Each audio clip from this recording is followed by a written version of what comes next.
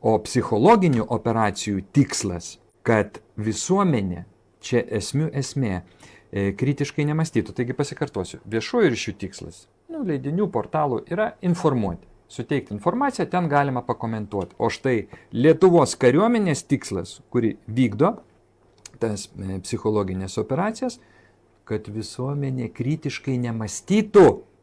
Čia yra esmė. Kaip minėjot, kalbant apie viešuosius ryšius, tai viešųjų ryšių iš tikrųjų tikslas yra informuoti visuomenę. Toksai, tame neturėtų būti tose idealiuose viešuosiuose ryšiuose manipulacijos kažkokios. Tai yra komunikacija, situacija yra tokia, kokia yra ir ją komunikuojam. Galbūt ten šiek tiek sušvelninant vienoje vietoje tokius, to prieskonio manipuliacinio gali jo būti.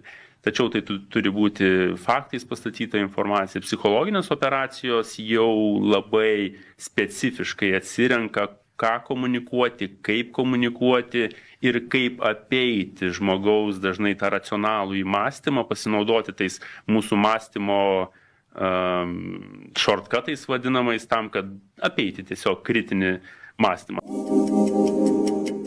Taigi Lietuvos kariuomenės vykdomos psichologinės operacijos, kurios yra nukreiptos prieš Lietuvos gyventojus, yra tam, kad žmonės nemąstytų kritiškai, kad jie būtų, grubiai tariant, suklaidinti ir kad jie mąstytų taip, kaip reikia tiem užsakovam, kurie naudojasi Lietuvos kariuomenė kaip įrankių, o Lietuvos kariuomenė, mano pačia subjektyviausia nuomonė, vykdydama psichologinės operacijas, veikia prieš Lietuvos žmonės, prieš savo gyventojus. Ir tai yra tiesiog fantastika.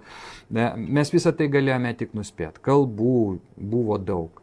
Bet aš tikrai negalvoju, kad taip atvirai apie tai gali kalbėti karininkai, kurie tas psichologinės, taip vadinamas psichologinės operacijas ir vykdė.